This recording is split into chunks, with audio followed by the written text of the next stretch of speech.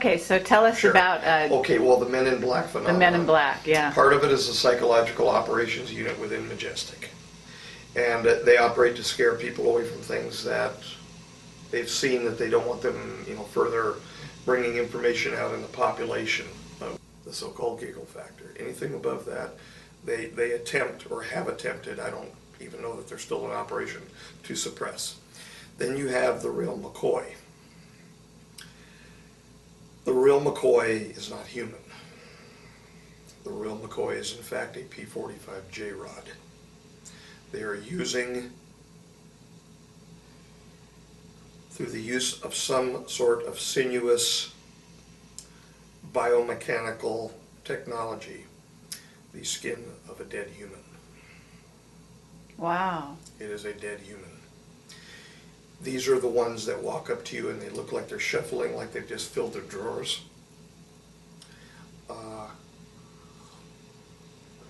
When they speak through this technology that they have wrapping around them, they sound very bland, very monotone, and they don't belong. You can tell very quickly that they don't belong. Have you met one? I've met several of them. They were operating around my work at Sun Chase before we were moved to a different location. Yes, they're very sallow in appearance. They thought that it was an appropriate expression to sing me happy birthday one year over at, I think it was the start of 2003. It was either 03 or 04. 03, I believe it was. Yeah. And I did not like being around them. And they will not think twice but to use force on you. They will hit you. They will push you. One did me. Marcia, not that long ago, got her fill of both types. Both the psychological operations people who attempted a few years ago to scare her off over at Winchester Park.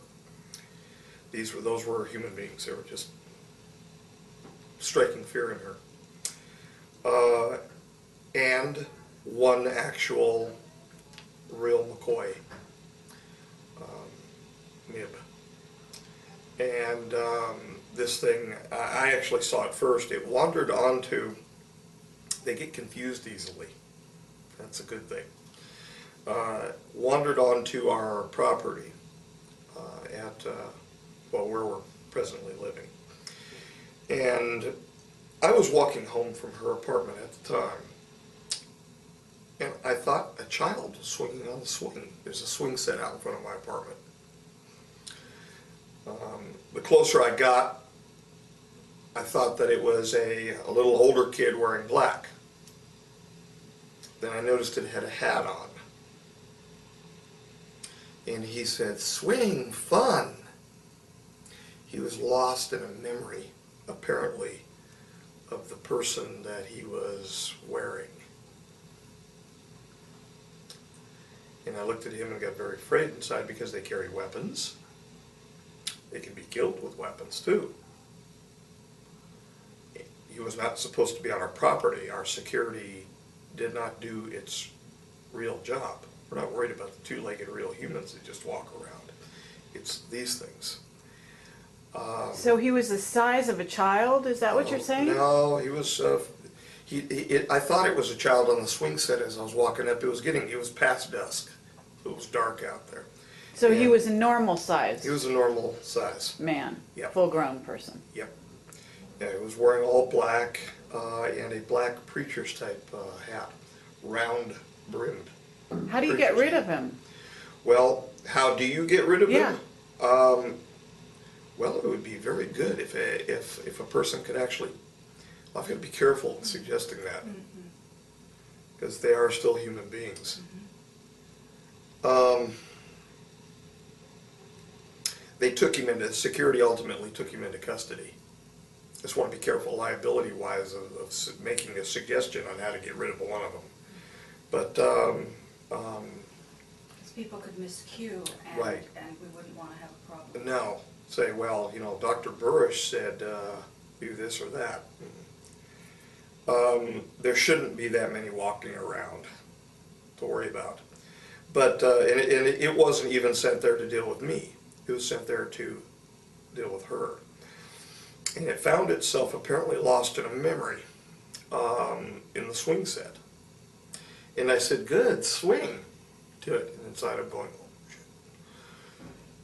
Walked in, keyed the door to my apartment, pressed the emergency button for security, hoping then that they were going to respond. Went in and told my mother-in-law what was going on. She looked out of the window and said, yep. She's been in the Majestic family all of her life. She said, yep. Then the oldest got up, looked out the window and said, that's what one looks like. It was her first experience seeing one. I said, yeah. And I said, Doris, go over here. And I unlocked something and I pulled something out for her. And I said, while I leave here, because I'm going to do the hurt bird routine, lead it away. Because, I mean, there was 3 kids in there. I said, I don't know what its intention is. It may have a lethal intention here, and it's just presently lost.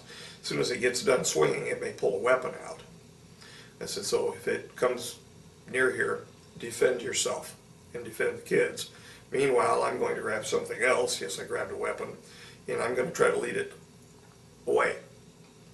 By the time I had the second weapon out and was armed, it was walking off already toward her apartment's direction. So I said, okay, well, I still have to get it in case it turns around, because if it knows where I went into the apartment, I have to lead it away because there are kids in here, there's little girls in here. And so I walked toward it, past it, walked clear by it, and it just continued shuffling ahead slowly up the sidewalk. Walked clear by it, and it just continued shuffling ahead slowly up the sidewalk, gradually toward her apartment. Got over to her apartment. I said, where in the hell is security? So we were pushing buttons over there. Nobody's responding. Got on the radio. Nobody responds. I said, you have a MIB walking toward your apartment right now. She said, a MIB? And I said, an ET. I said, they are dangerous, as you're well aware, but it's her first experience with something like this. I said, come here, look. It can't possibly, and I wanted to make sure that it wasn't walking back toward my apartment where the girls were. I said, it can't possibly have reached here by now. I mean, it's walking slowly. And so she came out with me, and she went over by the wall behind a bush, and she didn't see it initially. It was hidden like in the recesses of the light as it was walking up in one of the shadowed areas, because now the lights had kicked on the exterior of the buildings, all of that. And I walked up onto the sidewalk and saw it, and I turned my back on it at that point. They don't run. So I turned my back on it and I said, you may want to be going that way to Marcy. And she said, because she's not the faint of heart female, she said, why? And then she saw it over my shoulder and laid her first eyes on an ET. And her eyes got about that big, which is the normal reaction. And she walked. Give you some credit. She actually walked from there back toward the corner of the building before I saw her break into something more than a walk. She walked away from it. By then, I'm still standing there and this thing walked by me. Now I'm wondering why it's here. And I said, hi. And it turned this close to me and said, hello. And then just continued to walk walked right past me like I wasn't even there, toward her. And I thought, well, okay, it has an assignment. We don't know what the assignment is because it will not give up its intention behaviorally before it carries out its assignment. And I wasn't sure if it was armed or what, so I walked by it again. This is how slow it is shuffling. It walks like it's got poop in its pants. I mean, that's how you can, I mean, they are clearly not comfortable in the skin. I walked by it again. Now I have made certain adjustments to the firearm I had on me, because I was figuring that whatever was going to happen, it was going to happen fairly soon. And if it pulled a weapon out, I was going to do what I learned in the police department and do it well for probation. Got back to her, got all the way into her apartment, locked the door. I said, you go get your gun. If it pulls a weapon out, you've been a former cop too, do what you do, and do it well. By that time, we were both shaking, figuring, it was going to turn into something very bad. It sat down on the stairway outside of her apartment, and it had a bag with it. It was a black bag of some sort, and I didn't know what was in it. It could have been anything. And it just sat there. And then it got up, and it walked past her apartment. And now I'm looking at her like, what the hell is this? Still no security. Finally, after it had made its way all the way to the basketball court area, and stood there and looked around, still confused. Security came up with its weapons drawn and took it into custody. Put it in one of the vans, and off it went. They cuffed it, it's like a human being would be cuffed, and they took it. She got a couple photographs off. We actually, because it walked down toward the court, I was looking through the window and said, well, there's no way it could hit us from here, even if it does have a gun on it or whatever. She stepped out onto her porch and she took a couple photographs. It was a disposable. I found a disposable camera. It was up on the bookshelf near the door, and I just grabbed it, and that's all I had at my hand. She took a couple photographs of it, and we have since made those public on the Eagles Disobey forum. Those are real. It's the real McCoy.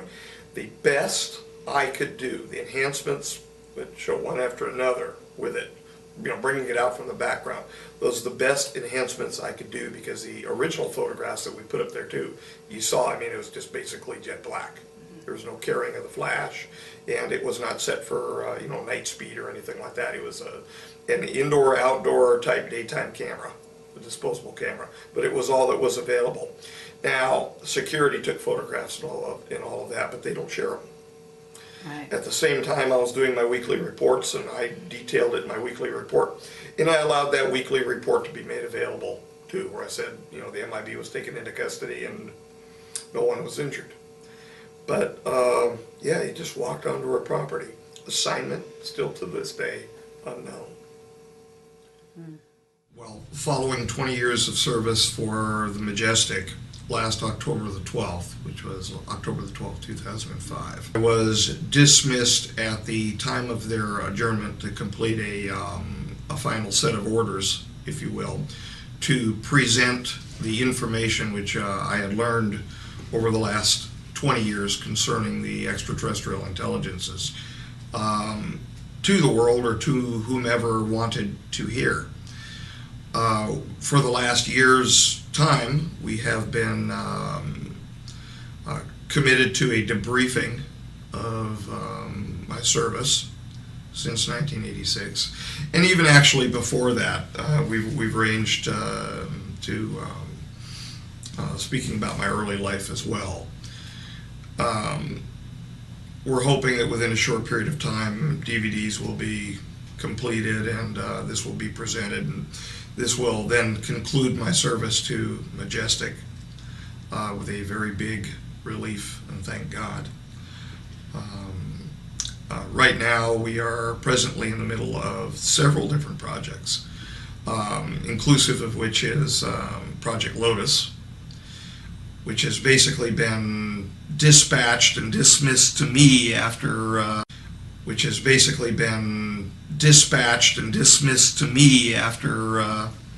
the years of service as well. This Meaning project, it was turned over to you? well, it's been turned over. I don't think that the folks from the former Majestic are continuing to research it all. I really don't think that they want anything to do with it after the problems that we've had and associated problems at a couple different facilities involving, we'll say, extraneous energy emissions around the project, which have caused some damage to their equipment. Well, to back up a tiny bit, could you tell us what is Project Lotus? Sure.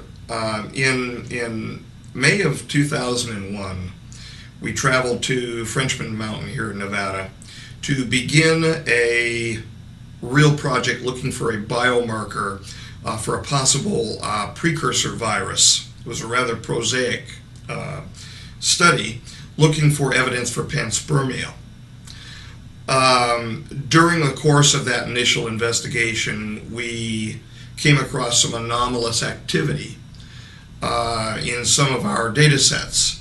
That anomalous activity was ultimately tracked down to very unusual electromagnetic activity associated with silicon oxides.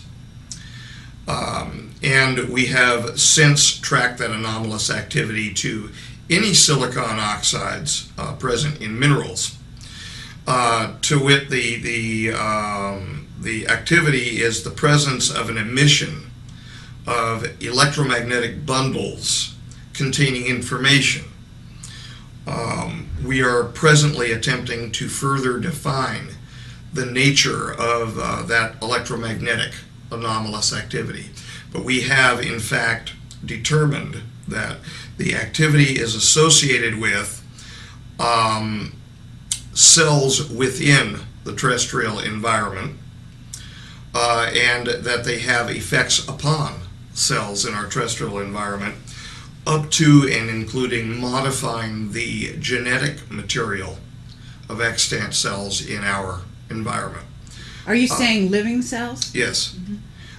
We have, together with these electromagnetic emissions that we have defined with relative precision to date to be specific varieties of what we termed as particles. We had to call them something. They're bundles of electromagnetic material, confined discrete bundles, that we believe are possibly related to as far back as the ancient Pavitrakas of the Hindus, subtle matter particles, which could be imparted into our environment and affect changes. Thus far, we have not observed negative changes, meaning the effects of these subtle matter particles, if you will, have not affected our environment negatively. But you have had interruptions as a result of those particles. Well, we've had anomalous activity, you said. We've had anomalous thermal emissions when too much or too little energy was imparted to the silicon oxide bearing material. We have had unusual drains of batteries around the activity, and have not defined why. But there have been two phenomena associated with Lotus that have been particularly striking to me as a biologist.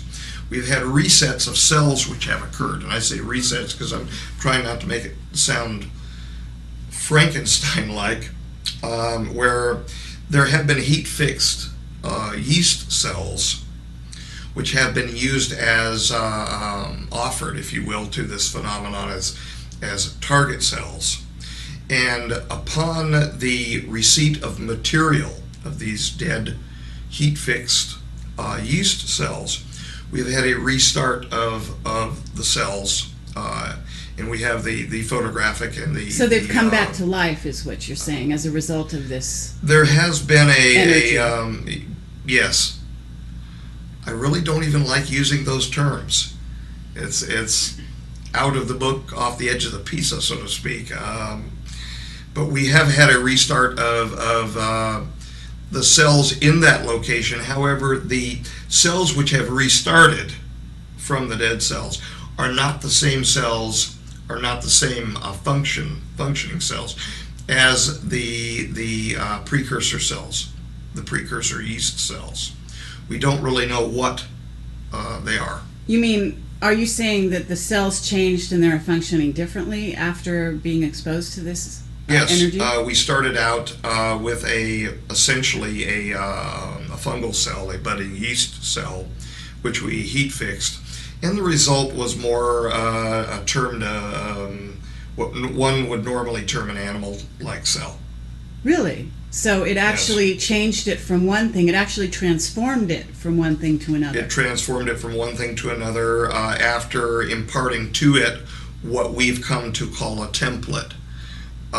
There is an actual imparting of DNA to the cell. So we're receiving DNA essentially across some sort of an electromagnetic barrier through these what we call portals, these emissions of electromagnetic energy that then impart further discrete bundles of electromagnetism to our environment. So we're attempting to understand it. We don't understand what we are truly looking at the moment. We've not fully defined the Lotus as a system. Okay, but are the particles, are these the Ganesh particles that are coming through? We've defined 3 basic discrete varieties of particles that we have termed alpha, beta, and C-type particles.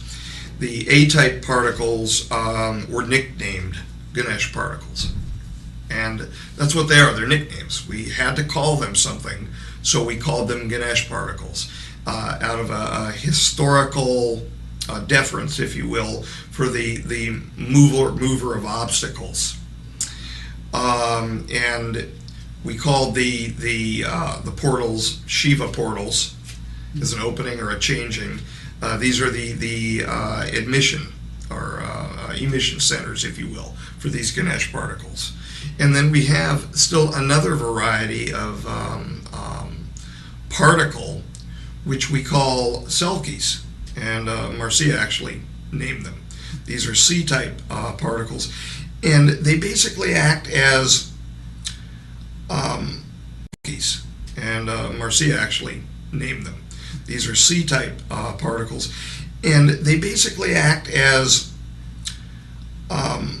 almost like crossing guards, which line the periphery of an electromagnetic stream that leaves these portals, and basically act as guards or guideways surrounding the Ganesh particles, giving them a pathway to a target. Now the real question, I think, is how is the decision being made for a target? And we've identified on these Selkies what appear to be acoustic antennae. And I say appear to be acoustic antennae because changes of input into this system, acoustic changes, affect the behavior of these Selkie particles. Sound, in other words, Yes. Sound is affecting the Selkie particles, causing them to redirect the energy towards a target or away from a target? Causing them to redirect their positions, which confine an electromagnetic stream or a river, if you will, being emitted from these portals. And you know, we've wondered what the portals are. They might be micro wormholes. Okay. We don't know right now. For And, sure. And these are nano-sized portals? Is that No, what you these said? are microscopic sized. somewhere within the 20 to, well, it'd be very transient, up to 50, but around the 10 to 20 micrometer size. And so they're observable quite readily under a compound microscope if the conditions are held constant and if they are treated delicately. They're extremely transient phenomena. In other words, you don't have a control over them. No. And in fact, we don't do any direct propagations anymore. The last direct propagation was done last November, and we received for the second time an anomalous growth of cells in the medium surrounding the crystal that we were using. We were using a quartz crystal because of the silicon oxide nature of the quartz crystal. And we received an anomalous growth of cells of unknown origin around the crystal. So we do not know where these cells were from. We've had that happen now twice, and we've determined that we're getting a little too good, if you will, at the science of propagating these portals, and we're possibly receiving a negative consequence as a result. In other words, those could actually be an alien life form. Indeed. Okay. Indeed, they could. Very be. interesting. They could be extraterrestrial. Cells. They're microscopic, cells, right? So. Right. I mean, we've received a mix of very unusual cells, which I was not able to cytologically type, and also cells which appeared nearly prosaic to our ocean here. Microscopic one-celled organisms, haptophytes. But they came out of nowhere. The material that we had provided to the experiment prohibited a cross-contamination, the ability for this to have been a cross-contamination. So they came from somewhere. Now, also, what we've done is a repeat of a very famous experiment called the Spallanzani experiment with beef broth, but we put a tweak on it, if you will. In the Spallanzani experiments were experiments designed to either prove or disprove the idea of spontaneous generation. And so the question is then begged, are we exhibiting spontaneous generation here? And I think that we have zero evidence that this is spontaneous generation. And allow me to explain why. The Spallanzani experiment that we repeated, we did it exactly the way the famous experiment was originally done, with beef broth that had been boiled, but we actually had it autoclaved, so that we had pressure and heat both acting on it, getting rid of all spore formers, everything that could have been present in there as a living organism. We left some open, some closed, and then we did a closed and an open experiment where we applied electricity and a silicon oxide bearing crystal to it. And in the case where we had the closed study done, we received the growth of cells in that closed study, which appeared to me to be neural cells and organized neural cells, to the point where we could actually tell morphologically that there was an ABAB pattern which was developing. I wouldn't say that I was in a panic, but Marcia is nodding her head rapidly off the camera. I was in a near panic to cease the study then and there so that we weren't accidentally producing something with sentience. Wow. Not my right. That would have been an abomination of some variety. I don't practice the tools of science devoid of moral considerations. Some nowadays, I think, have no problem, have no compunction against that. I do. So the study was ceased immediately, and the cells were photographed. Yes, we have the photographs of them, but the study was ceased, and it was killed immediately. Okay, well, this is really kind of earth-shaking information that you've got here, and now Very that humbling I'm getting it for me. in a way that I understand, it makes it very clear. Wow. But Thank you, Dan. That was quite enlightening.